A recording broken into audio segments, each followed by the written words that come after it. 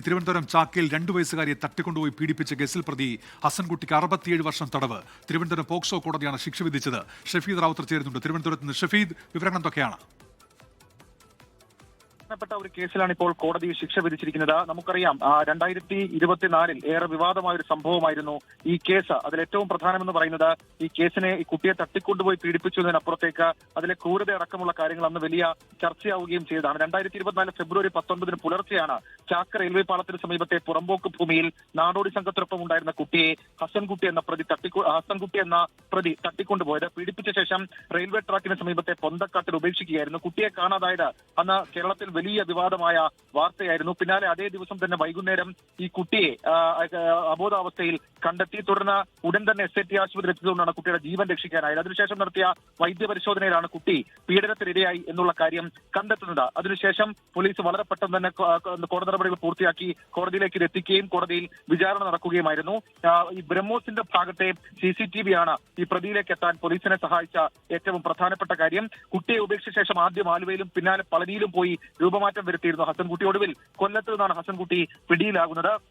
ഇതിൽ വിചാരണ ഘട്ടത്തിൽ നിർണായകമായത് പ്രതിയുടെ വസ്ത്രത്തിൽ നിന്ന് കുട്ടിയുടെ തലമുടി ശാസ്ത്രീയ പരിശോധനയിൽ കണ്ടെത്താനായത് എന്നുള്ളതാണ്. അത് പ്രോസിക്യൂഷൻ കാര്യമായി ഉന്നയിച്ചിരുന്നു. കൂടാതെ കുട്ടിയെ പീഡനത്തിനിരയാക്കിയ സ്ഥലത്തു നിന്നും ശേഖരിച്ച സാമ്പിളുകളും പ്രതിയുടെ വസ്ത്രത്തിൽ നിന്ന് ലഭിച്ച സാമ്പിളുകളും ശാസ്ത്രീയ പരിശോധനയിൽ ഒന്നാണെന്ന് കണ്ടെത്തുകയും ചെയ്തിരുന്നു. അങ്ങനെയാണ് ഈ പ്രതി കുറ്റക്കാരനാണെന്ന് തിരുവനന്തപുരം പോക്സോ കോടതി കഴിഞ്ഞ ദിവസം കണ്ടെത്തിയത്. ശേഷം ഇന്ന് 67 വർഷം തടവ് എന്നുള്ള ശിക്ഷയിലേക്ക് കോടതി എത്തുകയായിരുന്നു. കൂടാതെ 72,000 രൂപ പിഴയും കൊടുക്കണം, അതിൽ 50,000 രൂപ ഇരയ്ക്ക് നൽകണമെന്നും തിരുവനന്തപുരം പോക്സോ കോടതി ശിക്ഷ വിധിച്ചിട്ടുണ്ട്. നേരിട്ട് സാക്ഷികളുള്ള കേസല്ല, ശാസ്ത്രീയ തെളിവുകളാണ് ഈ കേസിൽ പോലീസ് നിർണായകമായ പിടിവള്ളിയാക്കിയത്. മാത്രമല്ല ശാസ്ത്രീയ തെളിവുകൾ കോർത്തിറക്കിയുള്ള കേസ് എന്നുള്ളതാണ് ഇതിൽ ഏറ്റവും പ്രധാനപ്പെട്ട കാര്യം. ആ കേസിലാണ് ഇപ്പോൾ തിരുവനന്തപുരം പോക്സോ കോടതി ഇങ്ങനെ ഒരു ശിക്ഷ വിധിച്ചിട്ടുള്ളത്. വിചാരണ ഘട്ടത്തിൽ പ്രതിയുടെ മുൻകാല ക്രിമിനൽ പശ്ചാത്തലം അടക്കമുള്ള കാര്യങ്ങൾ അത് ചർച്ചയാക്കിയിരുന്നു, അത് ഉയർത്തിയിരുന്നു. അതിൽ ഏറ്റവും പ്രധാനം മുൻപും പ്രതി പോക്സോ കേസിൽ പ്രതിയാണ് എന്നുള്ള കാര്യം കോടതിയിൽ പ്രോസിക്യൂഷൻ വാദിച്ചു. അതടക്കം മുഖവിലേക്ക് എടുത്തുകൊണ്ടാണ് ഇങ്ങനെ ഒരു തീരുമാനത്തിലേക്ക് ഇപ്പോൾ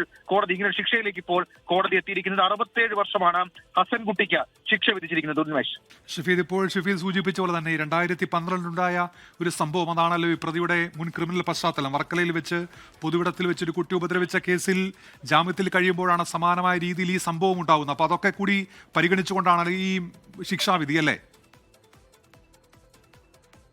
ഉറപ്പായിട്ടും ഇതിൽ ഏറ്റവും പ്രധാനം നേരിട്ട് സാക്ഷികളില്ല, പകരം ശാസ്ത്രീയ തെളിവുകൾ, പ്രത്യേകിച്ച് ഈ സാമ്പിളുകൾ, രക്തസാമ്പിൾ ഉൾപ്പെടെയുള്ള കാര്യങ്ങൾ അതിൽ നിർണായകമായത്. മാത്രമല്ല ഒരു കുട്ടിക്ക് നേരെ ഉണ്ടായ ക്രൂരമായിട്ടുള്ള ആക്രമണം അല്ലെങ്കിൽ ക്രൂരമായിട്ടുള്ള ആക്രമണം എന്നുള്ള കാര്യം അത് കോടതിയിൽ പ്രോസിക്യൂഷൻ എടുത്തെടുത്ത് പറഞ്ഞിരുന്നു. ശിക്ഷാവിധിയിന്മേൽ വാദം നടക്കുമ്പോഴും അതിനെ ഒരു നോർമൽ കേസായി കാണരുത്, പകരം അപൂർവമായ കേസായി കാണണം. പ്രത്യേകിച്ച് പ്രതിയുടെ ക്രിമിനൽ മെന്റാലിറ്റി അത് കണക്കാക്കപ്പെടണം. അതിനപ്പുറത്തേക്ക് പ്രതി ക്രൂരത നടത്തിയ കുട്ടിയുടെ പ്രായം നോക്കണം. മാത്രവുമല്ല ഇക്കാര്യത്തിൽ ഒരു മാനിപ്പുലേഷന് യാതൊരു വിധത്തിലുള്ള വകുപ്പുമില്ല. മാത്രവുമല്ല ഈ പ്രതി ഈ കൃത്യത്തിന് ശേഷം നടത്തിയ ഗൂഢാലോചന അടക്കമുള്ള കാര്യങ്ങൾ അത് ശ്രദ്ധേയമാണെന്നും പ്രതിയുടെ ക്രിമിനൽ പശ്ചാത്തലം വ്യക്തമാക്കുന്നതാണെന്നും പ്രോസിക്യൂഷൻ കോടതിയിൽ വാദിച്ചു. പ്രത്യേകിച്ച് ഈ പളനിയിൽ എത്തിയ ശേഷം പ്രതി രൂപമാറ്റം വരുത്തിയെന്നുള്ള കാര്യങ്ങൾ ചിത്രമടക്കം പ്രോസിക്യൂഷൻ വിചാരണ ഘട്ടത്തിൽ ഉയർത്തിയിരുന്നു. അങ്ങനെ ഈ പ്രതിയുടെ കഴിഞ്ഞകാല ക്രിമിനൽ പശ്ചാത്തലം അടക്കമുള്ള കാര്യങ്ങൾ അതുകൂടി കരുതിക്കൊണ്ടാണ് ഇപ്പോൾ കോടതി ഈ രീതിയിൽ 67 വർഷം തടവ് എന്നൊരു ശിക്ഷയിലേക്ക് പോയത്. 41 സാക്ഷികൾ, അങ്ങനെ പ്രധാനപ്പെട്ട 62 രേഖകൾ, അങ്ങനെ പ്രധാനപ്പെട്ട ഇതുമായി ബന്ധപ്പെട്ട വിവരങ്ങളൊക്കെ നേരത്തെ പുറത്തു വന്നാണ് ഈ കോടതിയിൽ വാദം നടക്കുന്ന സമയത്ത്. അപ്പോൾ ഈ സാക്ഷികളില്ലായിരുന്നു. നേരത്തെ ഷഫീദ് സൂചിപ്പിച്ച പോലെ തന്നെ ഈ CCTV ദൃശ്യങ്ങളാണോ നിർണായകമായി മാറിയത് ഇക്കാര്യത്തിൽ?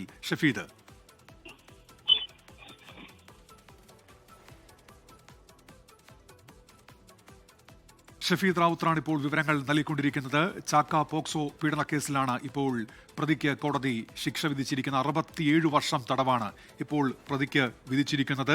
കേരളത്തെ ഞെട്ടിച്ച ഒരു സംഭവമായിരുന്നു. 2024 ഫെബ്രുവരി 19 ഈ സംഭവം ഉണ്ടായത്. തിരുവനന്തപുരം ചാക്കയ്ക്ക് സമീപം നാടോടികളായ ദമ്പതികൾക്കൊപ്പം കിടന്നുറങ്ങുകയായിരുന്നു 2 വയസ്സുകാരി. ഈ 2 വയസ്സുകാരിയാണ് ഹസൻകുട്ടി തട്ടിക്കൊണ്ട് പോയത്. അതിനുശേഷം ഈ ബ്രഹ്മോസ് എയറോസ്പേസ് പ്രൈവറ്റ് ലിമിറ്റഡിന് പിന്നിലുള്ള ഒരു പൊന്തക്കാടുണ്ട്, അവിടെയാണ് ഈ കുട്ടി ഉപേക്ഷിച്ച് ഇയാൾ അന്ന് കടന്നു കളഞ്ഞത്. മാതാപിതാക്കൾ പരാതി നൽകിയിരുന്നു കുട്ടിയെ കാണാനില്ല എന്ന്.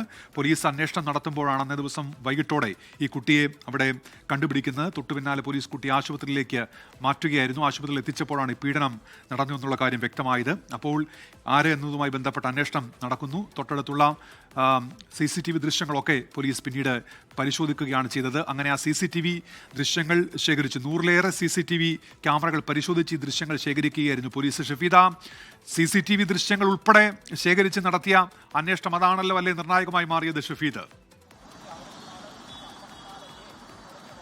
ഉന്മേഷ, നമുക്കറിയാം ഇത് വിവാദമായ സമയത്ത് അന്ന് രാവിലെ ഈ വാർത്ത പുറത്തേക്ക് വരുന്നു. ഏതാണ്ട് 8 മണിയോടുകൂടിയാണ് ഈ വാർത്ത പൂർണ്ണ അർത്ഥത്തിൽ വികസിക്കുന്നത്. പുലർച്ചെ 5 മണിക്കാണ് ഈ നാടോടിക്കുട്ടിയെ തട്ടിക്കൊണ്ടുപോയി എന്നുള്ള വിവരം. അത് ഈ ചാക്ക പ്രധാനപ്പെട്ട റോഡാണ്, ശംഖുമുഖം ഭാഗത്തേക്ക് പോകുന്ന പ്രധാനപ്പെട്ട റോഡിൽ നാടോടി സംഘമായിരുന്നു, അവർക്കൊപ്പം കഴിഞ്ഞിരുന്ന കുട്ടിയാണ് അങ്ങനെ കാണാതായ എന്നുള്ള വിവരം പുലർച്ചെ ഒരു 5:15 ആയപ്പോൾ പുറത്തേക്ക് വരുന്നത്. ശേഷം ആ വാർത്ത ഡെവലപ്പായി, ആ വിവരം ഡെവലപ്പായി 8 മണിയോട് കൂടി കുട്ടിയെ തട്ടിക്കൊണ്ടുപോയതാണെന്നുള്ള കാര്യം ഉറപ്പിക്കുന്നു. തുടർന്ന് പേട്ട പോലീസാണ് ഈ കേസിന്റെ അന്വേഷണം നടത്തിയത്. അന്വേഷണത്തിൽ ആദ്യം ഈ പോലീസ് സംഘം നടത്തിയ ഒരു അന്വേഷണം ഈ കുട്ടിയെ കണ്ടെത്താൻ വേണ്ടിയിട്ടായിരുന്നു. ഈ സമീപ പ്രദേശത്തെ സ്ഥലങ്ങളെല്ലാം പരീക്ഷിച്ചു. ആദ്യഘട്ടത്തിൽ CCTV പരിശോധിച്ചെങ്കിലും കുട്ടിയുമായി പോകുന്ന CCTV ദൃശ്യം കിട്ടിയില്ല. അതൊരു റെയിൽവേ പുറമ്പോക്ക് ഭൂമിയായിരുന്നു. മാത്രമല്ല ആ റെയിൽവേ പാളത്തിന് സമീപത്തൊക്കെ കാട് പിടിച്ച സ്ഥലത്തായിരുന്നു പോലീസിന്റെ ആദ്യ അന്വേഷണം. അതിനുശേഷമാണ് ഈ അന്വേഷണം നടക്കുന്ന സമയത്തൊക്കെ, അതായത് അതിൽ ഏറ്റവും വലിയ ക്രൂരത എന്ന് പറയുന്നത് പോലീസ് ഈ സ്ഥലത്തൊക്കെ പരിശോധന നടത്തുമ്പോൾ ഹസൻകുട്ടി ഈ കുട്ടിയുമായി മറ്റൊരു സ്ഥലത്തേക്കാണ് പോയത്. അവിടെ നിന്ന് വീണ്ടും ഈ പോലീസിന്റെ സാന്നിധ്യമൊക്കെ അവിടെ നിന്ന് കുറഞ്ഞ് ഒന്ന് ശ്രദ്ധ മാറിയ സമയത്താണ് കൊണ്ട് തിരികെ ഈ കുട്ടിയെ അവിടെ ഉപേക്ഷിച്ചത് എന്നുള്ളതാണ് പോലീസിന്റെ കണ്ടെത്തൽ. അതിനുശേഷമാണ് പോലീസ് ഈ ബ്രഹ്മോസിന്റെ ഭാഗത്തെ CCTV പരിശോധിച്ചത്. ആ CCTV പരിശോധിച്ചതിൽ നിന്നാണ് ഹസൻകുട്ടിയാണ് ഈ കൃത്യം നടത്തിയത് എന്നുള്ളത് കണ്ടെത്താൻ കഴിഞ്ഞത്. കാരണം സമാന സ്വഭാവത്തിലുള്ള കുറ്റകൃത്യം ഇയാൾ മുൻപ് നടത്തിയിട്ടുള്ളത് തന്നെ പോലീസിന്റെ ഡേറ്റാ ബാങ്കിൽ ഇയാളെ കുറിച്ചിട്ടുള്ള വിവരമുണ്ടായിരുന്നു. അങ്ങനെ ഹസൻകുട്ടിയിലേക്ക് എത്തുന്നു. ശേഷം കുറച്ചുകൂടി CCTVകൾ ലിങ്ക് ചെയ്തപ്പോൾ തിരുവനന്തപുരം സിറ്റി പോലീസിന് അത് സംബന്ധിച്ച പൂർണ്ണ അർത്ഥത്തിലുള്ള വിവരം കിട്ടി. അപ്പോഴേക്കും ഈ ഹസൻകുട്ടി തിരുവനന്തപുരത്ത് ആലുവയിൽ നിന്ന് പളനിയിലേക്കും പോയിരുന്നു. അതിനുശേഷം ഇയാൾ കൊല്ലത്തേക്ക് തിരികെ എത്തി എന്നുള്ള വിവരത്തിന്റെ അടിസ്ഥാനത്തിൽ കൊല്ലത്ത് നിന്നാണ് ഇയാളെ പിടികൂടുന്നത്. ഏതായാലും ഈ കേസിൽ നിർണായകമായത് ശാസ്ത്രീയ തെളിവുകൾ തന്നെയാണ്. അതിലേറ്റവും പ്രധാനം ചില സാമ്പിളുകൾ കേന്ദ്രീകരിച്ച് അന്വേഷണ സംഘം നടത്തിയ പരിശോധന, അത് ഫലം കണ്ടു. ആ ശാസ്ത്രീയ തെളിവുകൾ തന്നെയാണ് കോടതി മുഖവിലക്കെടുത്തതും. അതിലേറ്റവും പ്രധാനപ്പെട്ട കാര്യം ഈ കുട്ടിയുടെ തലമുടി അത് ഈ പ്രതിയുടെ വസ്ത്രത്തിൽ നിന്നും ശരീരത്തിൽ നിന്നും കണ്ടെത്താൻ കഴിഞ്ഞു എന്നുള്ളത് ഏറ്റവും പ്രധാനപ്പെട്ട കാര്യം. രണ്ടാമത്തേത് ഈ സംഭവം നടന്ന സ്ഥലത്ത് നിന്ന് പ്രതിയുടെ ചില സാമ്പിളുകൾ പോലീസിന് അന്വേഷണ സംഘത്തിന് ലഭിച്ചിരുന്നു. അതും ഈ വിഷയത്തിൽ നിർണായകമായി മാറുകയും ചെയ്തു. അങ്ങനെയാണ് ഇതിൽ ഈ പ്രതിയുടെ കഴിഞ്ഞകാല ക്രിമിനൽ പശ്ചാത്തലം അടക്കമുള്ള കാര്യങ്ങൾ അത് ചർച്ചയാക്കണം, അതല്ലെങ്കിൽ അത് മുഖവിലേക്ക് എടുക്കണമെന്ന് പ്രോസിക്യൂഷൻ കോടതിയിൽ വാദിച്ചത്. ഹസൻകുട്ടിയുടെ പോക്സോ കേസ് പശ്ചാത്തലം അടക്കമുള്ള കാര്യങ്ങൾ അത് കോടതിയിൽ പ്രോസിക്യൂഷൻ ഉയർത്തി. അങ്ങനെയാണ് ഇങ്ങനെ ഒരു ശിക്ഷയിലേക്ക് 67 വർഷം തടവ് എന്നുള്ളൊരു ശിക്ഷയിലേക്ക് ഇപ്പോൾ കോടതി വിധിക്കാനുണ്ടായ ഒരു സാഹചര്യത്തിലേക്ക് കാര്യങ്ങൾ എത്തുന്നത്. ഉന്മേഷ്, ഷഫീദ് റാവുത്തറാണ് വാർത്തയുടെ വിശദാംശങ്ങൾ നൽകിയത് തിരുവനന്തപുരത്ത് നിന്ന്. ലോകത്തെവിടെയായാലും ഏത് സമയത്തും 24 വാർത്തകളും ഓഗ്മെന്റഡ് റിയാലിറ്റി പാക്കേജുകളും എക്സ്പ്ലെയിനറുകളും വിശദമായി കാണാൻ ഞങ്ങളുടെ യൂട്യൂബ് ചാനൽ നിങ്ങൾക്ക് സബ്സ്ക്രൈബ് ചെയ്യാം.